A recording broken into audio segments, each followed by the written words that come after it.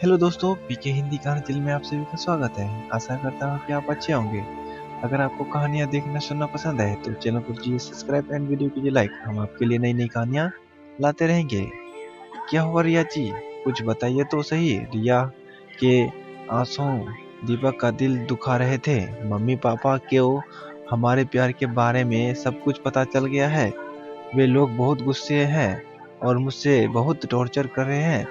उन्हें भाभी के साथ भी मारपीट की है, रिया शिकायत करते हुए बोली। लेकिन कैसे? दीपक परेशान हो गया। अपने मुझे तो लव लेटर लिखा थे, उन्होंने ब्रेन के नीचे छुपा रखा था। लेकिन पता नहीं कैसे पापा को हाथ लग गया। रिया ने डरते डरते बताया, मैं तो कब से आपको कह रहा हूँ कि मुझे ये लाखों छिपे पसंद नहीं है। उन्हें हमारे प्यार के बारे में बता दीजिए, लेकिन आपको तो कुछ समय ही नहीं आता है। दीपक ने नाराज होते हुए कहा, अब मैं आपको अपनी मजबूरी कैसे समझाऊं कि मेरे अंदर उतनी हिम्मत नहीं है कि उनसे अपने प्यार के बारे में बता सकूं। आप प्लीज अपने पापा को हमारे घर भेज, वरना ये लोग हमारी शादी के लिए लड़का ढूंढ रहे हैं और अगर उन्होंने मेरी शादी किसी और से करने की कोशिश की तो मैं जहर खा लूंगी। रिया से रोआंसू हो उठी। अच्छा ठीक है, मैं परसों तक घर पहुंच जाऊंगा। अगले दिन ही मैं आपके घर मम्मी पापा से बात कर लूंगा। और हाँ, आप प्लीज रोइए मत, क्योंकि मैं आपके आंसू बर्दाश्त नहीं कर सकता हूँ। उसने दिलासा देते हुए कहा, नहीं, आपको मेरी कसम है, आप प्लीज अभी हमारे घर मत आइए, वरना वे लोग आपको देखकर और भड़क जाएंगे। आप अपने पापा जी को भेजिए, ठीक है? आप फोन रखती हूँ, अपना ख्याल रखिएगा। यह कहते हुए उसने फोन रख दिया। प्यार और खुशी जब हद से ज्यादा बढ़ जाए तो नजर लग जाती है। दीपक को जिसका डर था वही हुआ। शायद उसके प्यार को किसी की नजर लग चुकी थी। उसका दिल किसी अनहोनी की आशंका से भर उठा।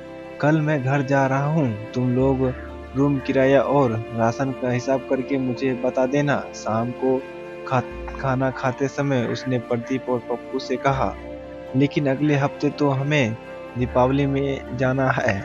नहीं, बहुत जरूरी काम है, मुझे कल ही जाना होगा।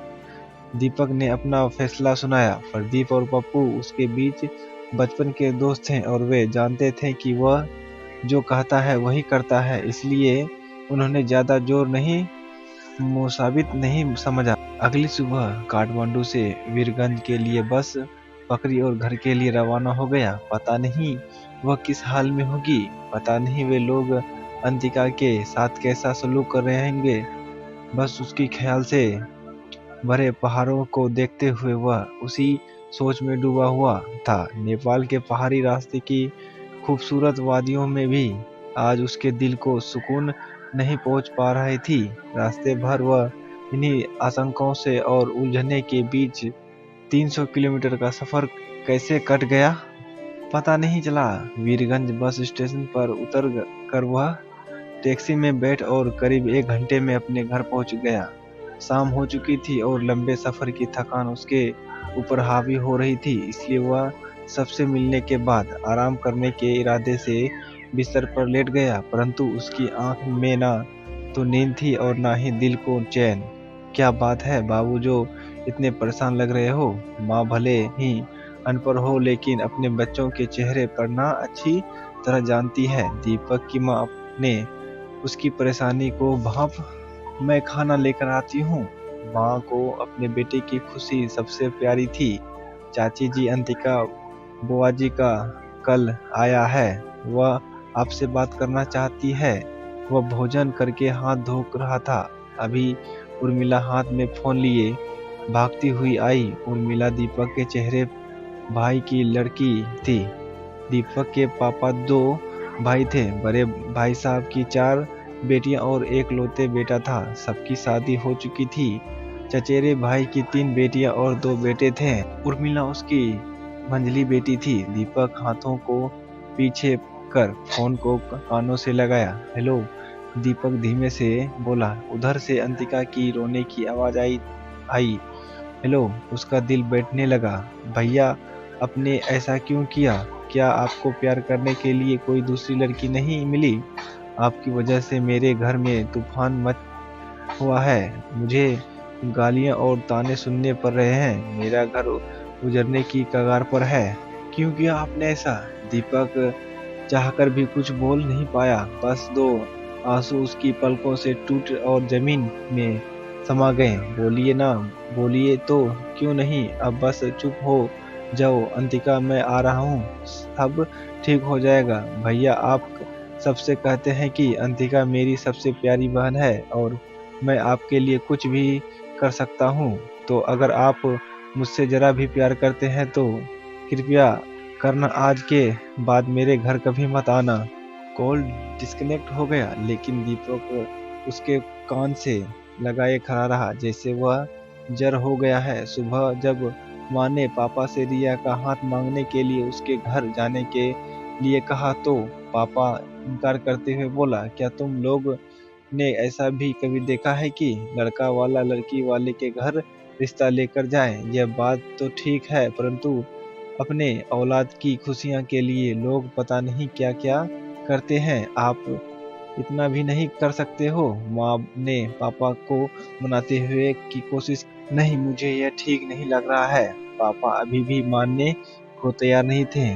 तो ठीक है पापा, लेकिन याद मेरी शादी रिया से नहीं हुई तो मैं फिर कभी किसी और से भी शादी नहीं करूंगा। दीपक भी अपनी जिद पर उतर गया। दीपक की बात सुनकर पापा सोच में पड़ गए। कुछ देर सोचने के बाद वे कुर्सी से उठे हुए बोले, ठीक है मैं जाऊंगा, लेकिन मेरी एक शर्त है। अगर उन्होंने इनकार कर दिया तो मैं जो कहूंगा वह तुम वही करोगे, ठीक है? दीपक ने वादा किया।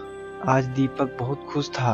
उसे पूरा यकीन था कि रिया के मम्मी पापा उसके रिश्ते के लिए इनकार नहीं करेंगे, क्योंकि वे बहुत अच्छे इंसान थे और दीपक को पसंद भी करते थे। कोई भी बाप यदि अपनी बेटी का लव लेटर पढ़ ले तो उसकी वक्ती ही तौर पर बुरा लगना स्वाभाविक है, लेकिन गुस्सा ठंडा होने पर वे जरूर मान जाएंगे। दीपक को पूरा विश्वास था। वह छत पर लेटा बेसब्री से पापा आने का इंतजार कर रहा था।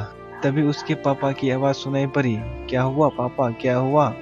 उन लोगों ने दीपक लगभग भागता हुआ नीचे आया और आते ही सवाल किया। पापा ने कोई उत्तर नहीं दिया, बस चुपचाप सिर नीचे झुकाकर बैठ रहे। उसने देखा पापा के पलकों के किनारे कुछ सफेद मोती चमक रहे थे। पापा प्लीज कुछ बताइए ना, क्या हुआ? मिल गई ना? तसल्ली करा दी ना? बेइज्जती? पापा उनकी आंखों में देखते हुए भारी मन से बोले, लेकिन पापा आखिर बस अब कुछ मत कहना। पापा ने हाथों के इशारे से उसे रोका और उठकर बाहर चले गए। उसके बाद 2-3 दिनों तक पापा से उसकी बात नहीं हुई।